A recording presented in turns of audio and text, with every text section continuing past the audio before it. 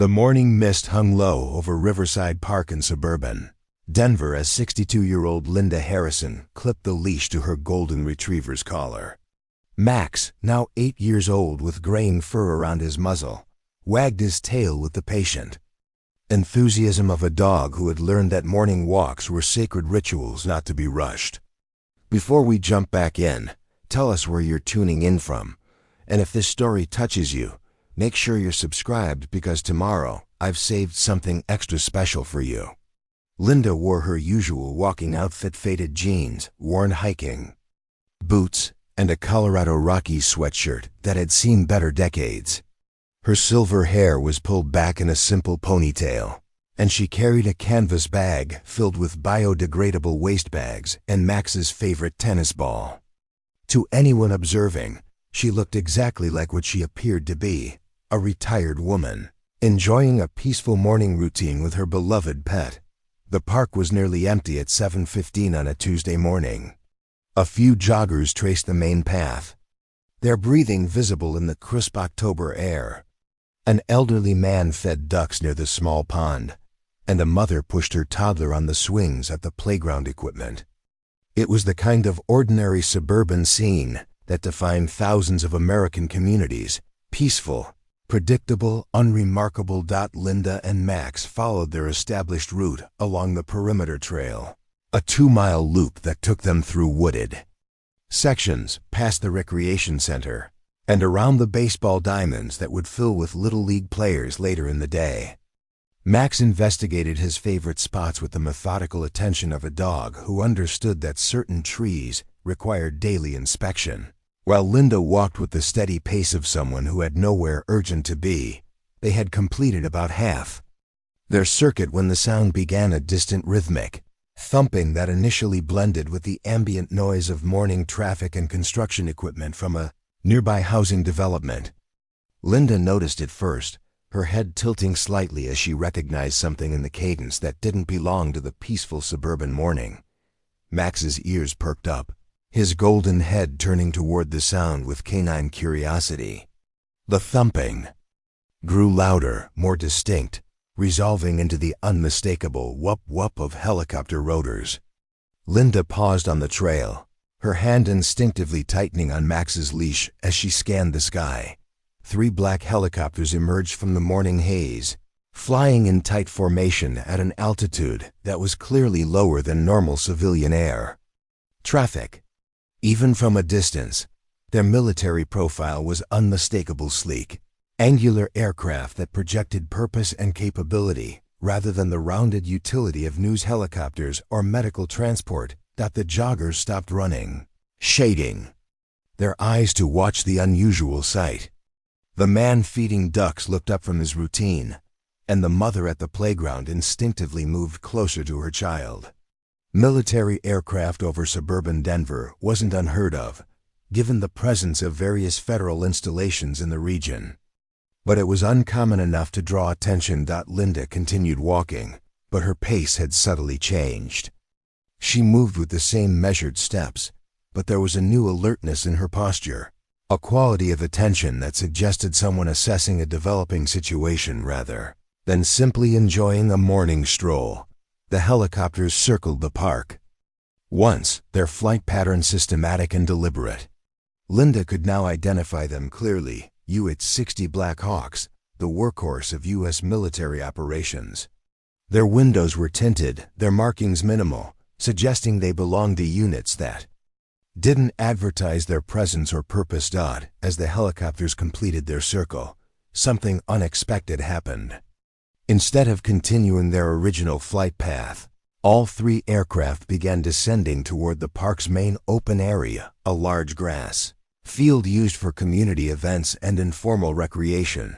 The few morning visitors to the park began moving away from the landing zone, their casual curiosity replaced by concern about rotor wash and the obvious fact that military helicopters didn't normally conduct operations in suburban parks without prior coordination with local authorities. Linda, however, continued walking along the perimeter trail, her route taking her closer to rather than away from the approaching aircraft.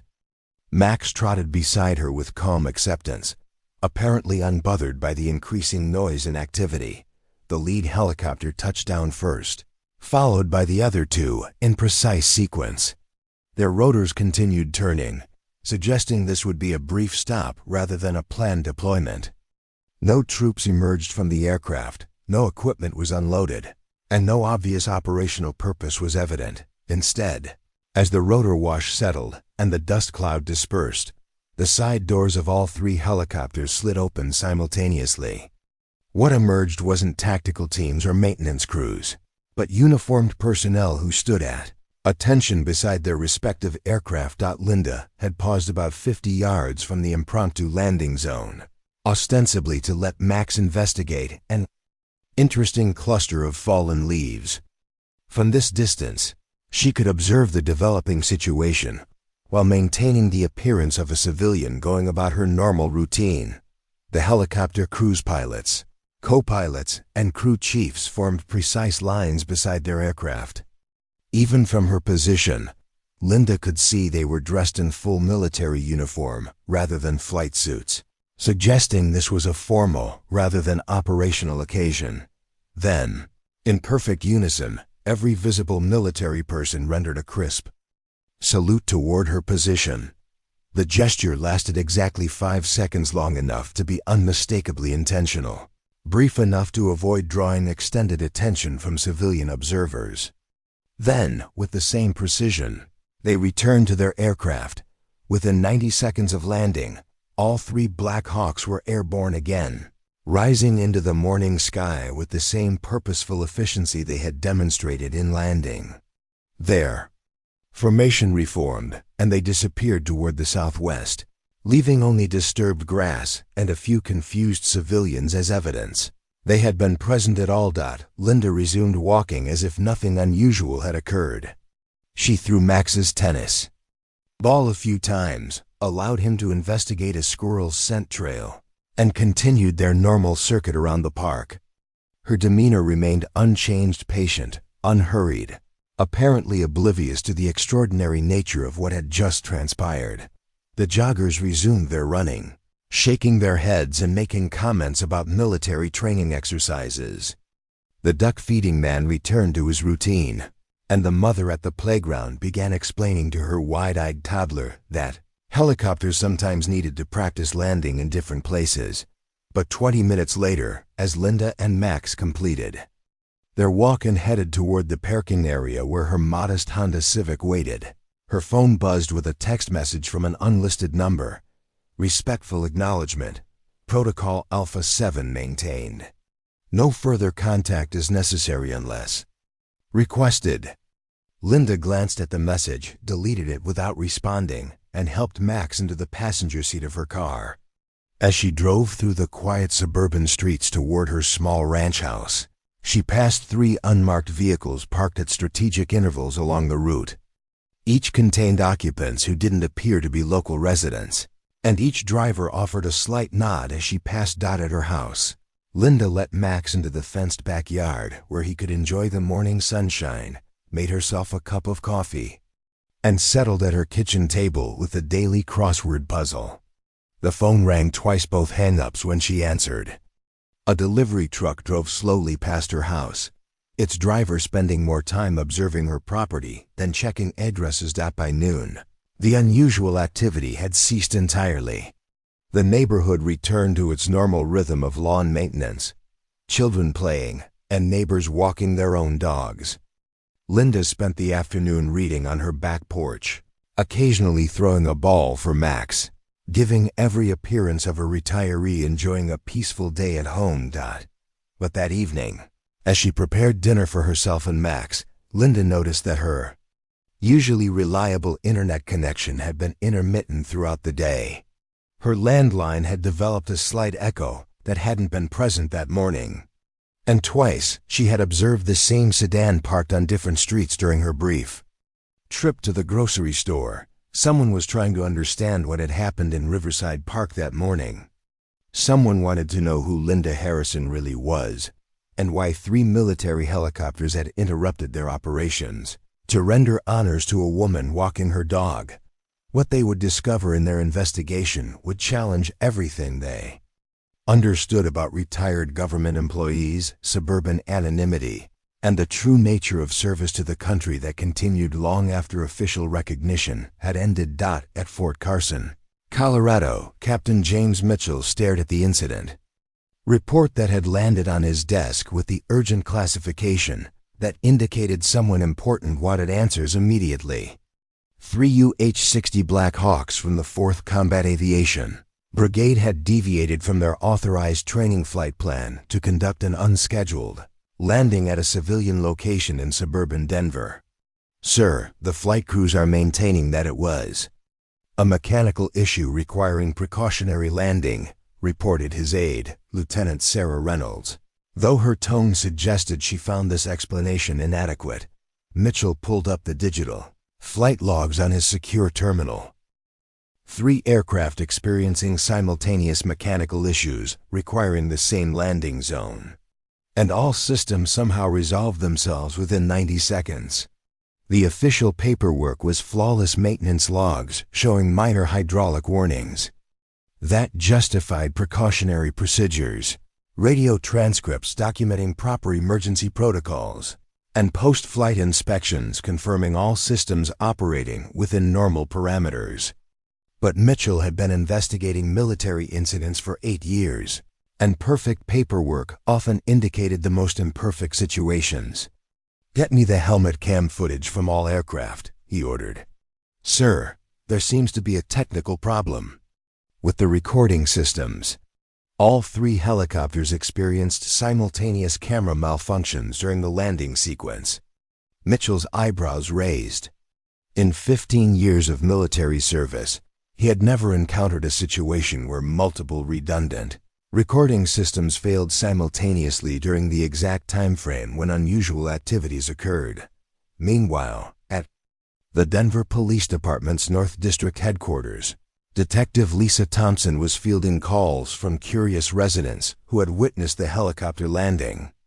The calls weren't complaints, no property damage, no safety violations, no disruption beyond brief noise, but the unusual nature of the incident had prompted several citizens to inquire whether it was part of a planned training exercise. "Sergeant, do we have any record of military training notifications for Riverside Park?" Thompson asked her supervisor, Sergeant Kevin Walsh. "Checked the coordination logs that tracked planned military activities in civilian areas. Nothing scheduled. I'll reach out to Buckley Air Force Base to see if they know anything about it." Preparing and narrating this story took us a lot of time, so if you are enjoying it, subscribe to our channel. It means a lot to us. Now back to the story. The response from Buckley's coordination office was prompt but unhelpful. No knowledge of helicopter operations in that area, suggestion to contact Fort Carson, and a general comment that various military units conducted routine training exercises that didn't always require civilian notification. Thompson's follow-up call to Fort Carson was transferred 3 times before reaching Captain Mitchell, who was experiencing his own frustration with the incident investigation. "Detective, we're looking into the same incident from our end," Mitchell told her. "Standard training flight that encountered minor mechanical issues requiring precautionary landing. Nothing out of the ordinary from an operational standpoint." "Captain." Several witnesses described what appeared to be some kind of ceremony or formal recognition. Personnel standing at attention, possible saluting. "Does that fit with standard emergency landing procedures?" Mitchell paused, reviewing the witness statements that had been gathered by his own personnel. The descriptions were consistent across multiple independent observers, but they contradicted everything in the official flight records. "Detective, I'm going to need to get back to you on that." After ending the call, Mitchell walked to the hangar, where the 3 Black Hawks were undergoing routine post-flight maintenance. He found Chief Warrant Officer Patricia Adams supervising the inspection of the lead aircraft. "Chief, I need to ask you about yesterday's training flight." Adams looked up from the hydraulic system she was examining. "Routine flight, sir." "Men."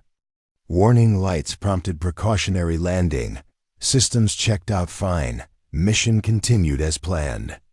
The witnesses reported formal military honors being rendered during the landing.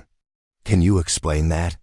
Adams's expression didn't change, but Mitchell noticed she took slightly longer to respond. Sir, when aircraft experience potential emergencies in civilian areas, crews maintain military bearing and follow standard protocols.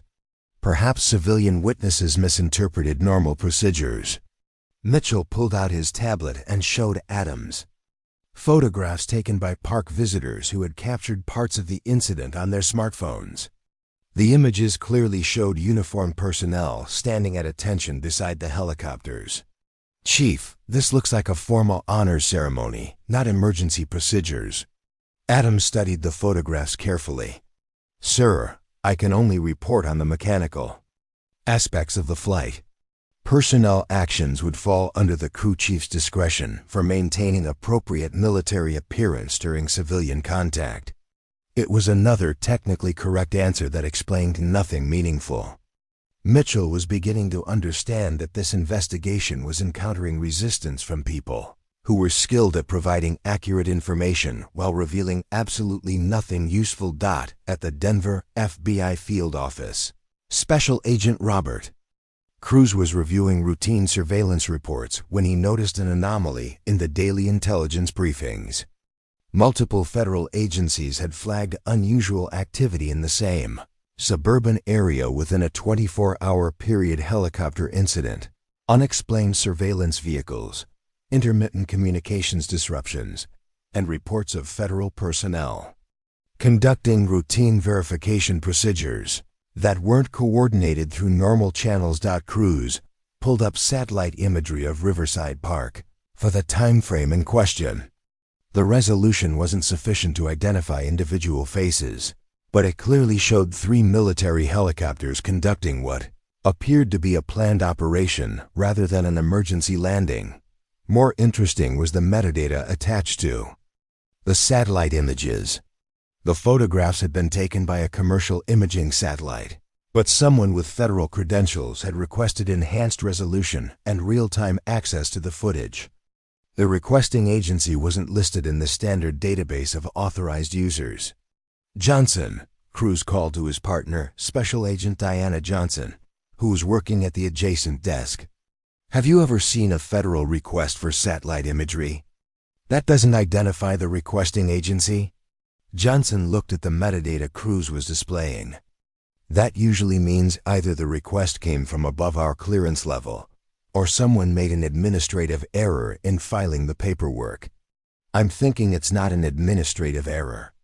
Cruz began cross-referencing the satellite request with other federal database activity. What he found was a pattern of information requests all related to the same geographic area and timeframe: property records, utility usage, vehicle registrations, and background checks on residents within a 2-mile radius of Riverside Park. Someone was conducting a comprehensive investigation into everyone who might have witnessed the helicopter incident, and they were doing it through channels that didn't appear in standard interagency coordination protocols. Back at Fort Carson, Captain Mitchell was discovering similar patterns. His requests for crew interview recordings were being delayed due to classification review procedures. His attempts to access flight recorder data were being redirected through channels that required authorization from personnel whose names didn't appear in his normal command structure. Most significantly, when he attempted to review personnel files for the flight crews involved, he found that all 3 crews had recently been reassigned from previous units, whose operational histories were classified beyond his security clearance level. Lieutenant Reynolds, he called to his aide, I want you to run background checks on Chief Adams and the helicopter crews. Something about this incident doesn't align with standard operating procedures. Reynolds returned an hour later with a troubling report. Sir, the personnel files show recent transfers from units that are listed as administrative reassignment, classification pending. I've never seen that designation before. Mitchell was beginning to understand that the helicopter incident was connected to activities that existed outside his normal investigational authority. The perfect paperwork, simultaneous equipment failures, and personnel transfers suggested coordination at levels that exceeded routine military operations. His phone rang with a call from an unlisted number. "Captain Mitchell, this is Colonel Patricia Hayes from the Pentagon. I understand you're investigating yesterday's training incident at Riverside Park." "Yes, ma'am. Standard incident review due to the civilian location and witness reports." "Captain, that incident has been transferred to federal oversight. You're to cease all investigational activities and forward your findings to my office immediately." "Colonel, with respect, I haven't been able to find any evidence of federal involvement in what appeared to be a routine military training flight." "Captain, what you found was exactly what you were supposed to find. The incident is closed from a military standpoint. No further action required." After Colonel Hayes ended the call, Mitchell sat staring at his computer screen, understanding that his investigation had just been terminated by authorities who clearly knew more about the incident than anyone was willing to discuss. The helicopter landing at Riverside Park wasn't a mechanical emergency or a training exercise. It was something that required federal oversight, involved personnel with classified backgrounds, and generated enough concern to prompt comprehensive surveillance of everyone who might have witnessed whatever had actually occurred. Someone walking her dog in a suburban park had triggered a response that reached from local police departments to Pentagon oversight. And every official channel was providing explanations that were technically accurate while being completely meaningless. The question was no longer what had happened at Riverside Park. The question was who Linda Harrison really was, and why her. Morning dog walk had prompted responses from military and federal agencies that were now working very hard to ensure that question was never answered. 3 days after the Riverside Park incident, Master Sergeant David Wong was working the night shift at NORAD's Cheyenne Mountain Complex when an anomaly in the database caught his attention.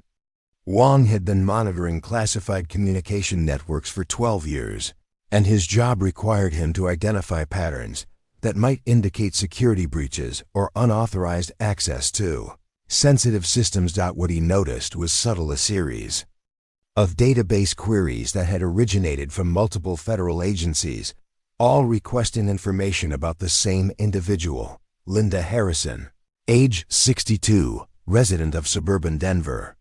The queries weren't unusual in themselves, but their timing and coordination suggested something beyond routine background checks. Wong pulled up the query logs, noting requests from the FBI, Department of Defense, Department of Homeland Security, and 3 agencies whose database codes he didn't immediately recognize. All queries had occurred within 48 hours, all requested comprehensive background information, and all had been flagged for expedited processing. More intriguing was what the queries hadn't found. Linda Harrison's background check results showed a perfectly ordinary, retired government employee, 32 years with the Department of Agriculture, clean credit history, no criminal record, standard security clearance that had expired upon retirement 8 years ago. But the database metadata told a different story. "Hey Collins," Wong called to his shift partner, Technical Sergeant Maria Collins, who specialized in database architecture. "Come look at this. I'm seeing query results that don't match the search parameters." Collins examined Wong's screen, noting the discrepancies between search requests and return data. "The agencies are asking for comprehensive background information, but they're only getting standard civilian records. It's like there's information that exists but isn't being returned in the search results. Is that a system malfunction or intentional filtering?" Collins ran diagnostic checks on the database systems, finding all operating parameters within normal ranges. "David, this isn't a malfunction. Someone has implemented filters that prevent certain information from appearing in standard background checks, even when those checks are authorized at federal levels." Wong began digging deeper into the database architecture, using administrative access that most personnel didn't possess. What he found was a layer of classification protocols that he had never encountered in 12 years of working with the most sensitive government information systems. "Maria, look at this. There are entire sections of Linda Harrison's records that are flagged with classification codes that don't appear in our standard reference materials. The codes were alphanumeric sequences that didn't match any known government classification system. More significantly, accessing the coded sections required authentication levels that exceeded Wong and Collins' combined security clearances. David, I've never seen a classification that high for someone who supposedly worked in agricultural administration." Wong printed out the classification codes and cross-referenced them with historical databases that contained information about defunct government programs. What he found made him understand why multiple federal agencies were suddenly interested in a retired dog walker from suburban Denver. The codes matched archived references to something called Operation Deep Current, a program that had operated between 1985 and 2001, designed to create cover identities for federal personnel whose actual roles required absolute anonymity. The program had been so classified that even its existence was compartmentalized beyond normal intelligence oversight. "Maria, according to these archived references, Operation Deep Current created civilian identities that were indistinguishable from genuine citizens, complete with decades of false employment history, fabricated personal relationships, and documentation that would withstand the most intensive background investigations." So Linda Harrison's agricultural job was fake? Her agricultural job was real, but it was cover for something else. Something that required her to maintain a civilian identity for 16 years, while actually working in operations that were classified beyond our current access levels. Collins was beginning to understand the implications. If her cover identity was that deep, what was her actual job? Wong's answer came from accessing archived personnel codes that referenced deep current participants. The job classifications were vague: Strategic Operations Specialist, Crisis Response Coordinator, Asset Protection Officer, titles that revealed nothing about specific functions, but suggested roles that were critical enough to require permanent anonymity. Meanwhile, at FBI headquarters in Denver, Special Agent Cruz was experiencing his own revelation. His investigation into the satellite imagery requests had led him to discover something called the Courtesy Protocol, a rarely used procedure that allowed certain retired federal personnel to receive recognition from active military units. Under specific circumstances, the protocol was buried in operational manuals that predated current agency organization, created during a period when various government operations required coordination between multiple agencies without normal command structures. Most current personnel had never heard of it because it applied to fewer than 50 individuals nationwide, all of whom had been involved in classified operations that couldn't be officially acknowledged. "Johnson, I found something," Cruz told his partner as she returned from lunch. "There's a federal protocol that authorizes military units to render honors to retired personnel whose service record requires ongoing recognition, even when that service can't be publicly acknowledged." "What kind of service requires ongoing recognition after retirement?" Cruz displayed the protocol documentation on his screen. "The kind where people risked their lives for national security in operations that can never be declassified. Military units are authorized to show respect when they encounter these individuals, as long as the recognition doesn't compromise ongoing security requirements." Johnson studied the protocol parameters. So the helicopter landing was authorized? More than authorized. It was required. According to this protocol, any military personnel who recognize these individuals are obligated to show appropriate respect, regardless of current operational status. The protocol included a list of recognition triggers, specific situations where military personnel might encounter retired deep current participants and be required to acknowledge their service. Public appearances in areas where military units were operating was specifically mentioned as requiring formal recognition. But how did the helicopter crews know who Linda Harrison was? Johnson asked. Cruz's answer came from accessing personnel databases that revealed something extraordinary. The 3 helicopter crews involved in the Riverside Park incident had all been transferred from a specialized unit called the Recognition Squadron, military personnel specifically trained to identify and appropriately acknowledge retired federal operatives whose service required ongoing respect. Diana, these weren't random helicopter crews. They were specifically assigned personnel who had been trained to recognize individuals like Linda Harrison and respond according to protocols that most military units don't even know exist. The Recognition Squadron maintained classified databases containing photographs, known aliases, and identification protocols for retired operatives who might require acknowledgement during routine military operations. The helicopter crews hadn't stumbled upon Linda Harrison during a training flight. They had been conducting a deliberate recognition mission. Back at Cheyenne Mountain, Wong and Collins were discovering the scope of Operation Deep Current through archived documents that painted a picture of capabilities most government employees couldn't imagine.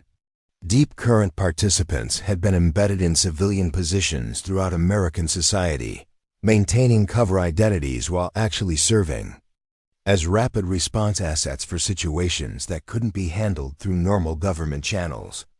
According to these records, Wong told Collins, Deep Current operatives were positioned in small towns, suburban communities, and major cities, living apparently ordinary lives while actually serving as the first line of defense against threats that required immediate, unattributable response.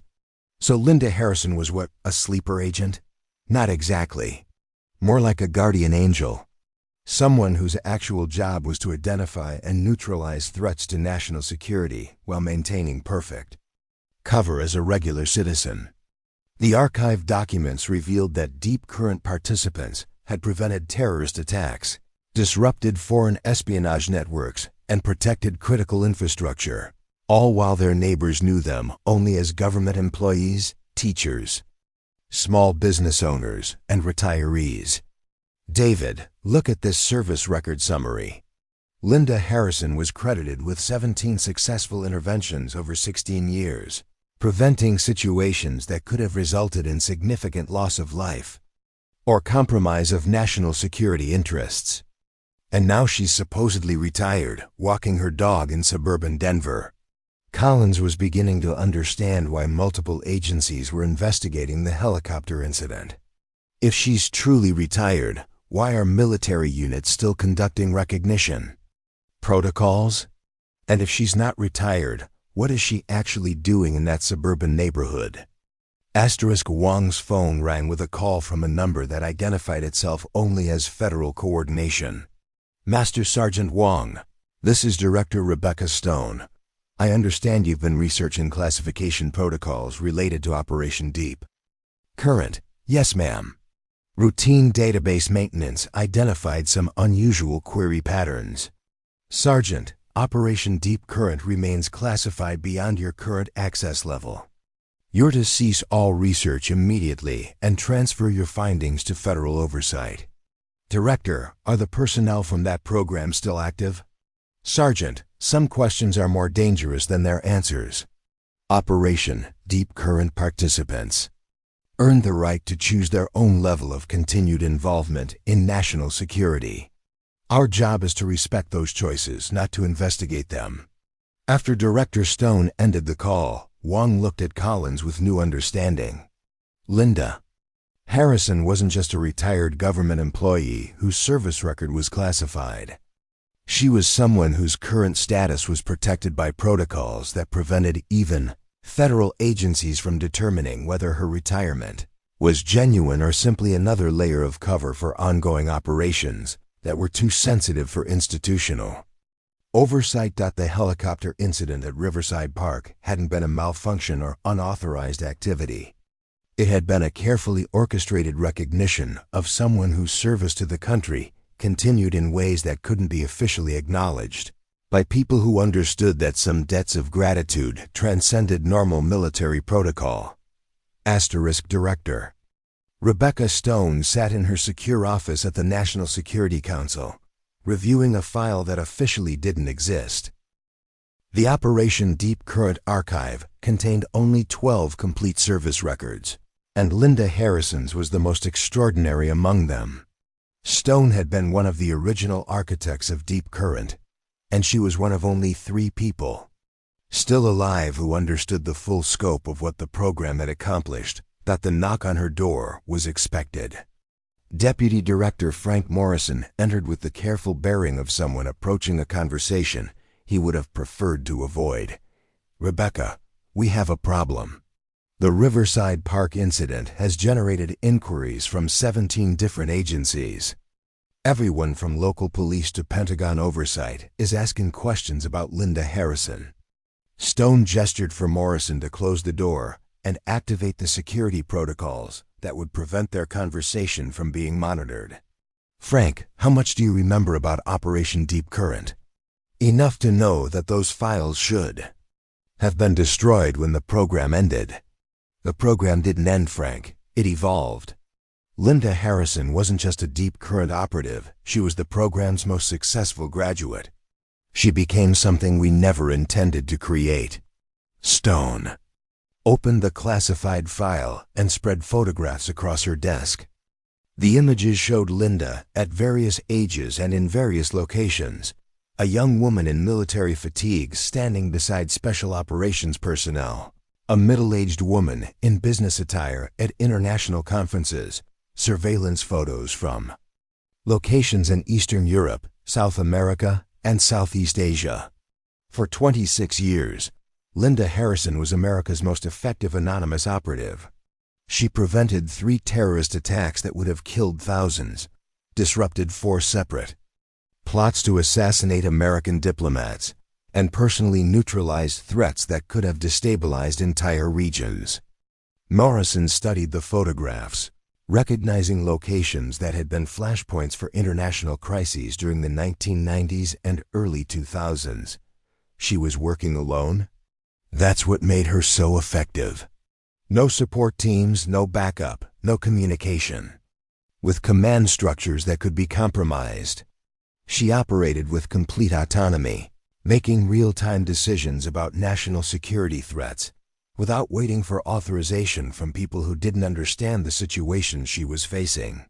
Stone pulled out a world map marked with red pins indicating Linda's confirmed operations. The pins covered 4 continents and represented interventions that had never been publicly acknowledged. Bosnia, 1994.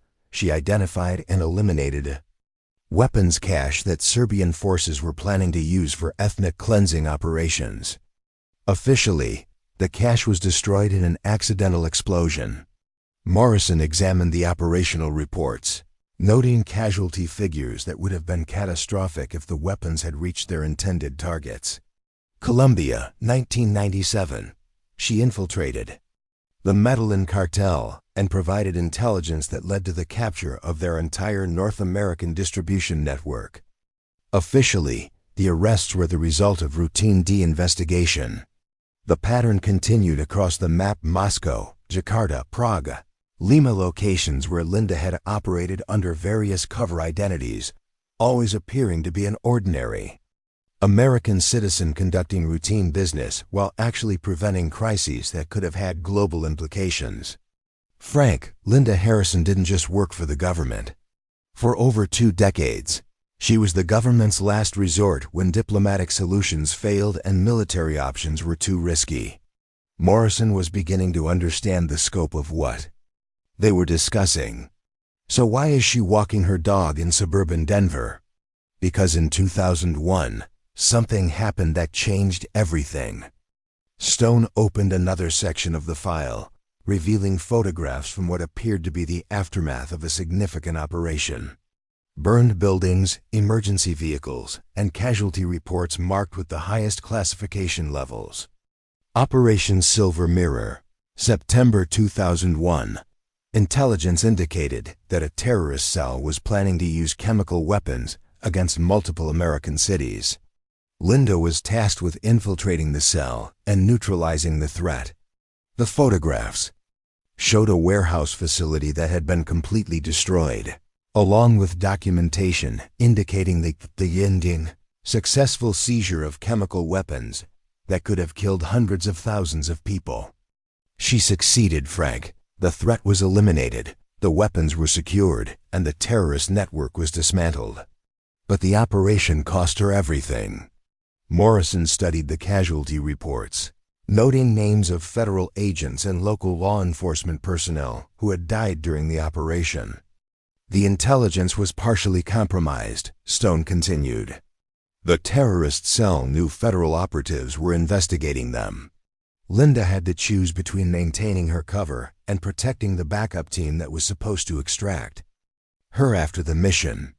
The operational report described a firefight that lasted 17 minutes, during which Linda had held off 23 armed terrorists while protecting 12 wounded federal agents until military support arrived. She saved every member of the backup team, but her cover identity was completely blown away.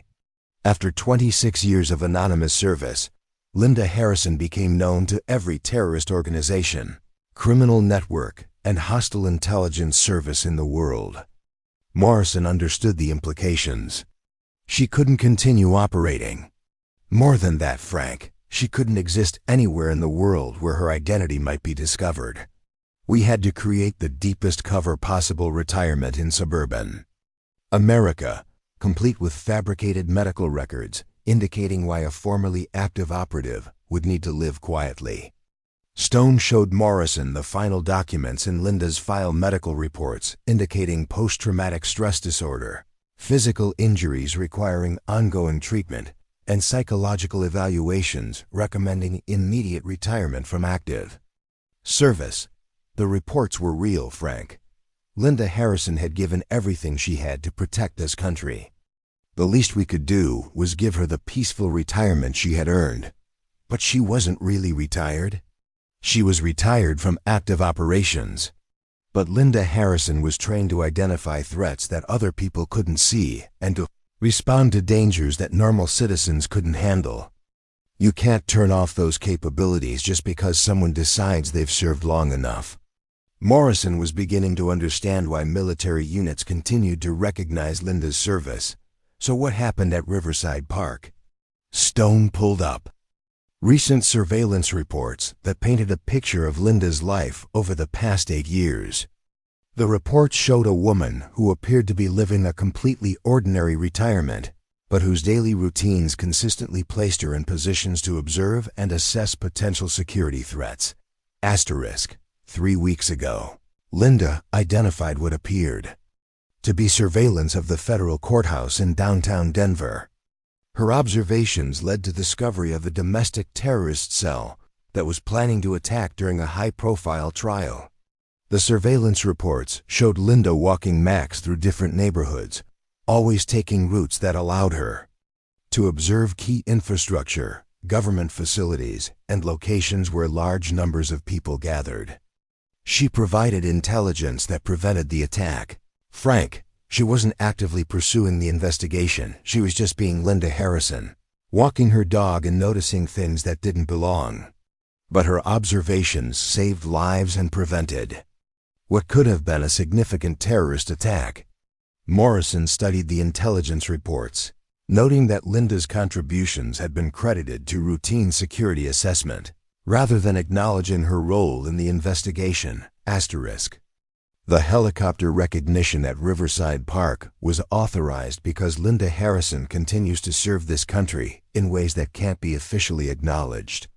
She's not an active operative, but she's still protecting people just by being who she is. Asterisk. Stone closed the file and looked directly at Morrison. Frank, there are fewer than 12 people like Linda Harrison in the entire world, individuals whose training and experience make them uniquely capable of identifying and responding to threats that would be invisible to everyone else.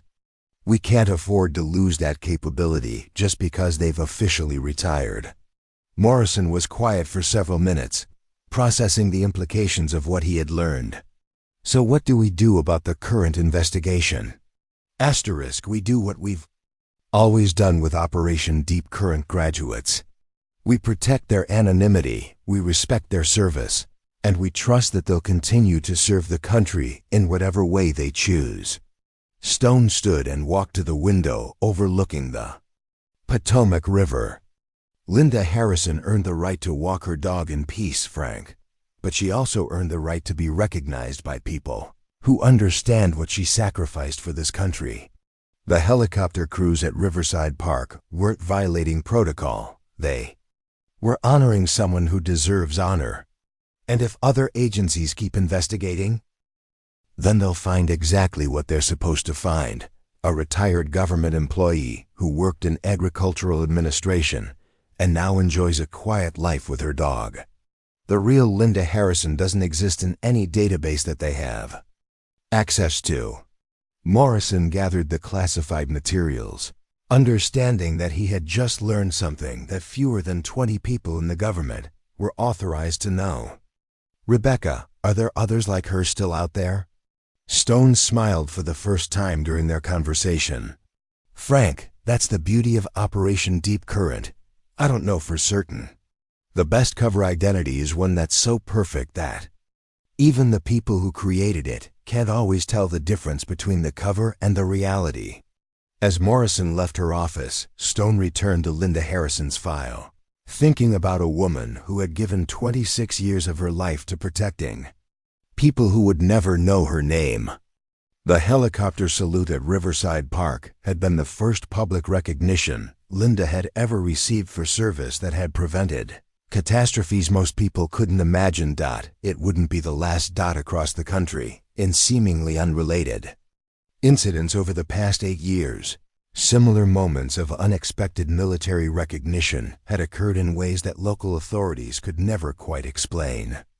In Portland, Oregon, a Marine battalion conducting urban training exercises had spontaneously formed honor guards when their convoy passed an elderly man tending his garden. In Phoenix, Arizona, Air Force personnel had rendered formal salutes to a woman grocery shopping with her grandchildren. In Charleston, South Carolina, Navy sailors had stood at attention when a retired librarian walked past their shore leave gathering.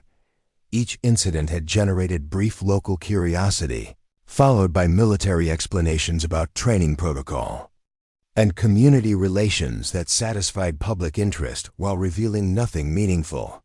What connected these incidents was invisible to anyone without access to the most classified levels of government records.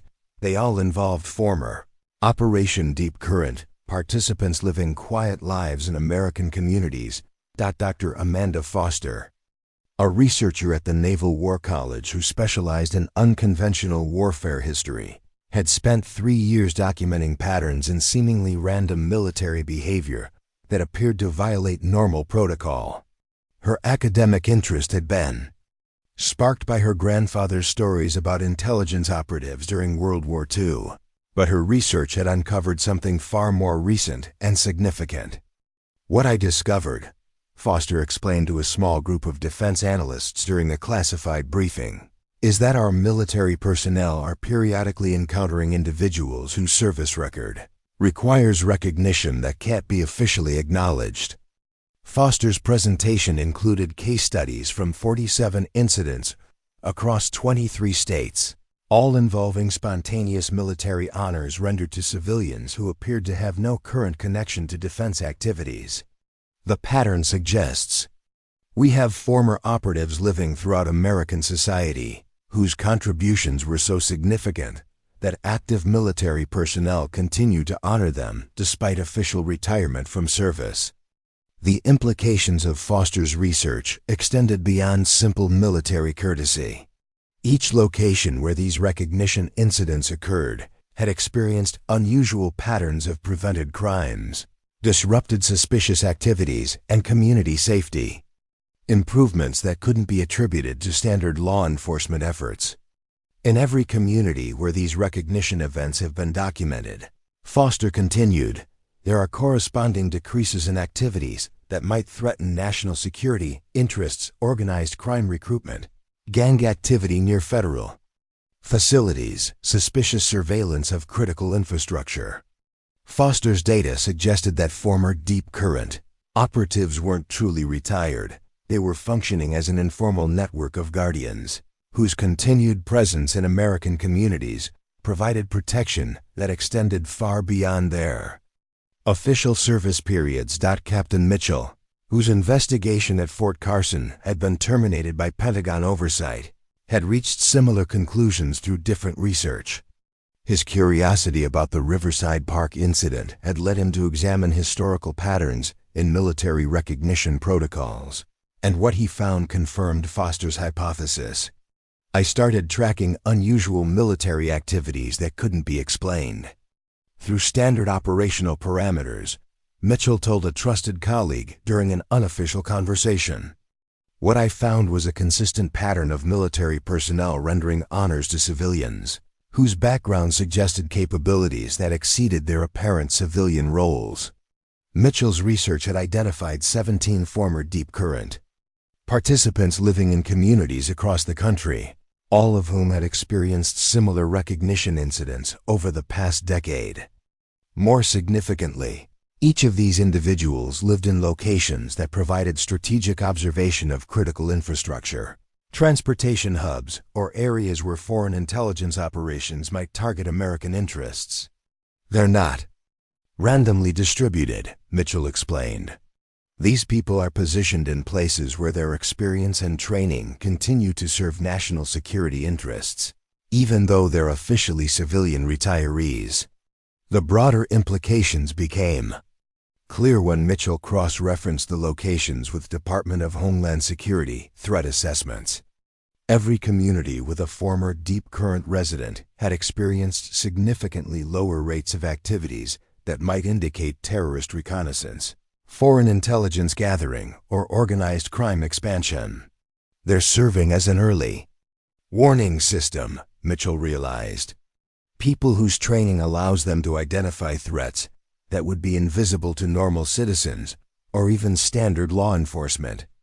In Washington, D.C., Senator Patricia Williams, who chaired the Intelligence Committee, was conducting her own investigation into military expenditures that couldn't be explained through normal budget categories.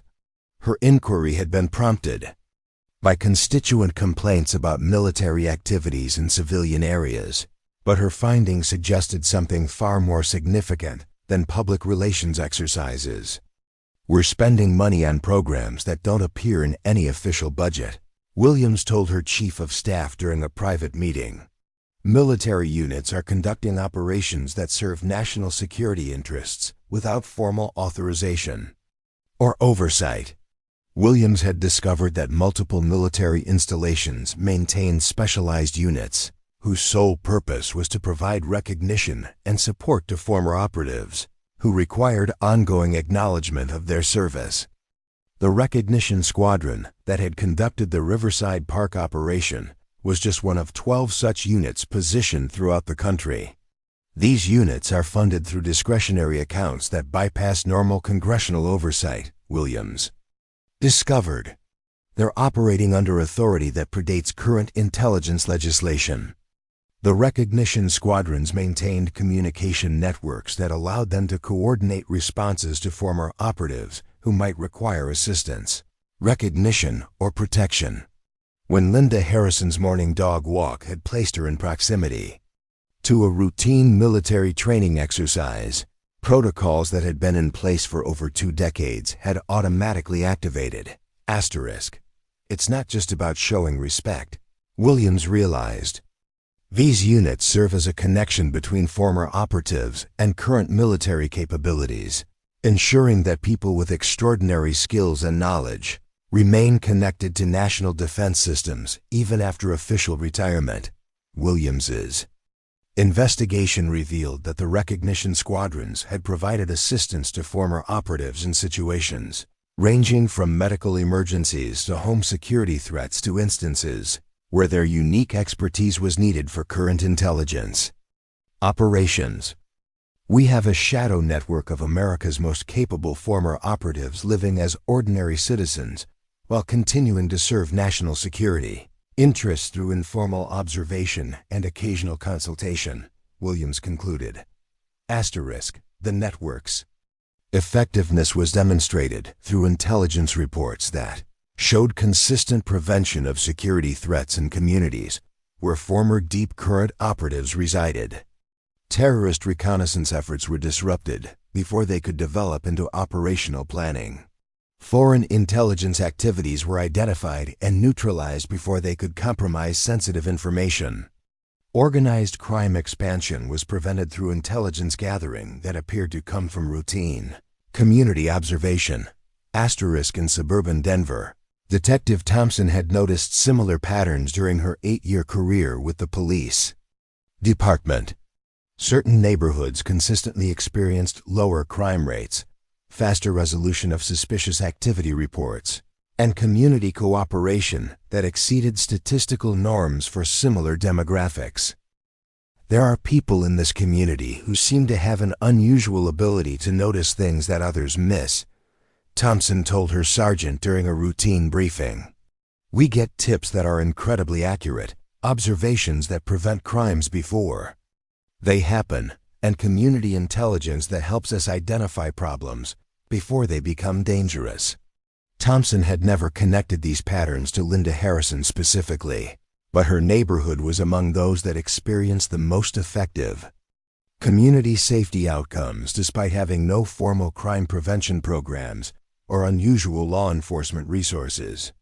It's like having professional security analysts living throughout the community, Thompson observed, people who understand what to look for and know how to report concerns effectively. The cumulative effect of former deep current operatives living throughout American society was a level of distributed security awareness that functioned without formal coordination or institutional oversight. Each operative contributed to community safety through simple observation and occasional reporting, creating a network of protection that operated beneath the awareness of most citizens. 8 years after her official retirement, Linda Harrison represented just one node in a network of guardians whose continued service ensured that American communities remained safer than they would have been through conventional law enforcement alone.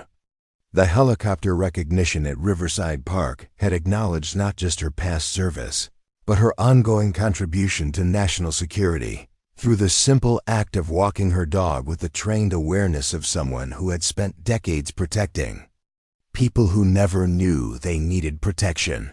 The recognition squadrons would continue their missions, providing acknowledgement and support to operatives who had earned the right to choose their own level of continued involvement in protecting the country they had already served with extraordinary dedication.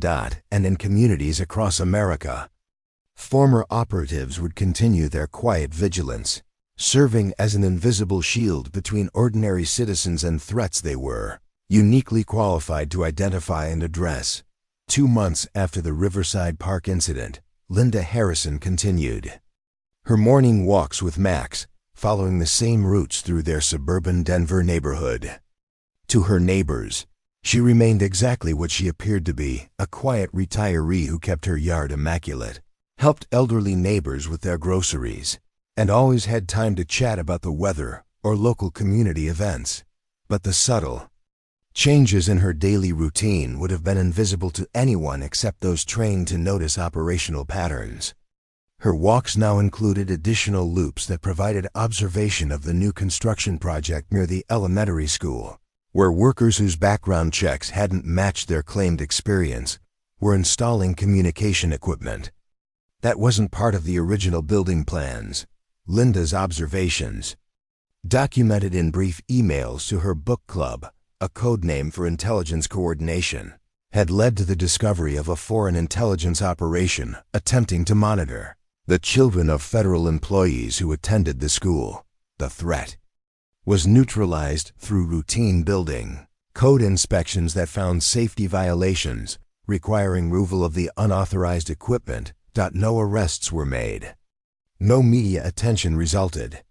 No public acknowledgement occurred that American children had been protected from potential surveillance by a woman walking her dog who noticed that construction workers were more interested in sight lines than structural requirements. 3 states away, in a small town in Kansas, retired farmer William Jenkins was tending his cornfields when he noticed unusual aircraft traffic patterns that didn't align with commercial or military routes.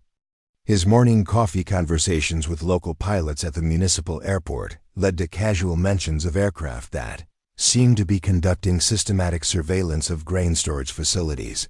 Jenkins' observations, shared through channels that appeared to be agricultural extension communications, contributed to the discovery of foreign attempts to map America's food distribution infrastructure.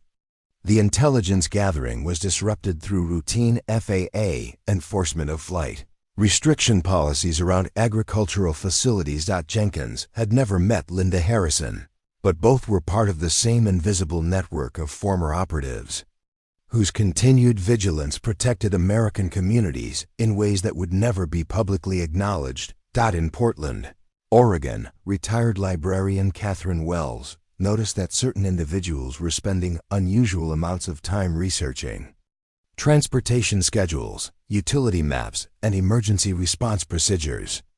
Her professional curiosity about research patterns that didn't match academic or professional purposes led to quiet conversations with law enforcement colleagues who discovered foreign agents conducting reconnaissance for potential infrastructure attacks. The threat was eliminated through standard immigration enforcement that found visa violations requiring deportation of individuals whose true purpose in America had nothing to do with the graduate studies they claimed to be pursuing. Catherine, William, and Linda represented a phenomenon that security analysts were beginning to understand as America's most effective homeland security program, one that operated without budget allocations, congressional oversight, or institutional coordination. "What we're seeing," explained Dr. Foster during a classified briefing to senior defense officials, "is distributed intelligence gathering by individuals whose training allows them to identify threats that would be invisible to formal security systems." Foster's latest research had documented over 200 incidents where former Deep Current operatives had contributed to threat identification and prevention, all while maintaining cover identities as ordinary citizens living normal retirement lives. "They're not actively seeking threats," Foster continued. "They're simply applying decades of training to their daily lives, noticing anomalies that indicate potential security risks, and reporting concerns through channels that protect their anonymity while ensuring appropriate response."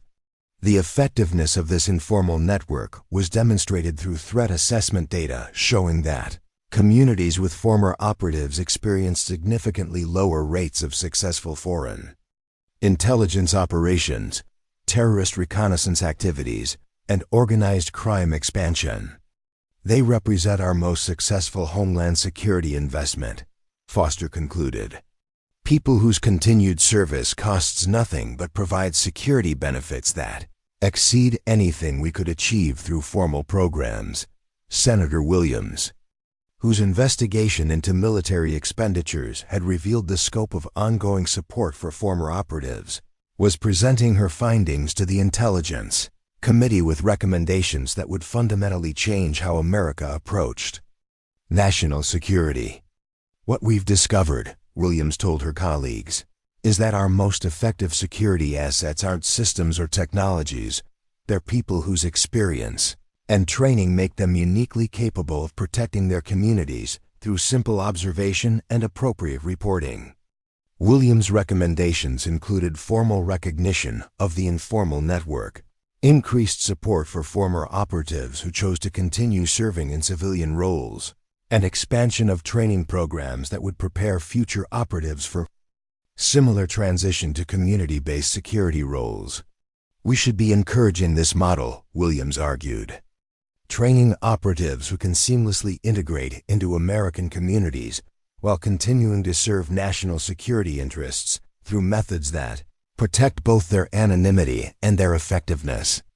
The committee's classified report recommended establishment of formal policies supporting former operatives in civilian roles, recognition protocols that honored their service without compromising their security, and coordination mechanisms that allowed their contributions to be acknowledged within appropriate channels.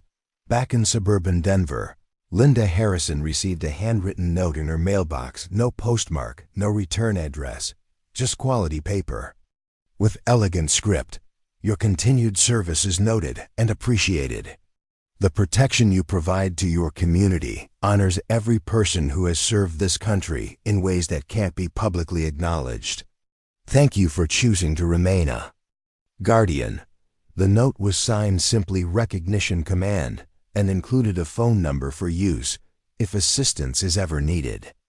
Linda smiled, folded the note carefully, and added it to a small collection of similar messages she had received over the years from military units, federal agencies, and intelligence services that understood the value of her ongoing contributions to national security. That evening, as she prepared dinner for herself and Max, Linda reflected on the path that had led her from active operations to suburban retirement that wasn't really retirement at all.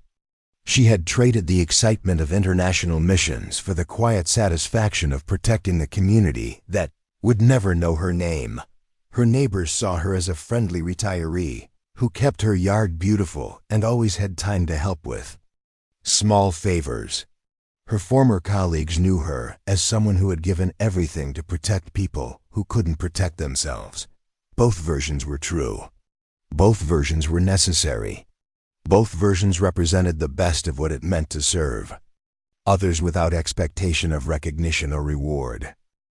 Max stretched out on the kitchen floor, content in the knowledge that his daily walks would continue, unaware that those walks were part of an ongoing mission to keep their community safe from threats that most people couldn't imagine. Linda scratched behind his ears and looked out the window at the neighborhood she protected simply by being present, trained, and watchful.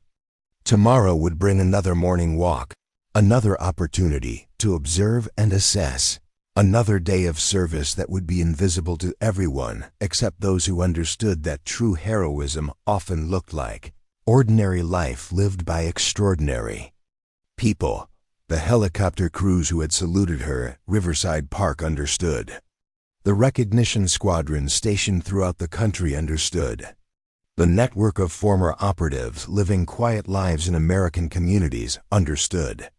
Service doesn't end with official retirement. It transforms into something deeper, a commitment to protecting others that becomes part of who you are, rather than simply what you do.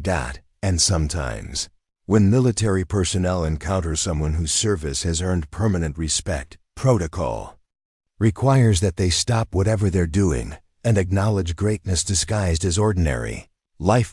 Because heroes don't always announce themselves. Sometimes they just walk their dogs and keep their neighbors safe, one morning at a time. Up next, you've got two more standout stories right on your screen. If this one hits the mark, you won't want to pass these up. Just click and check them out, and don't forget to subscribe and turn on the notification bell so you don't miss any upload from us.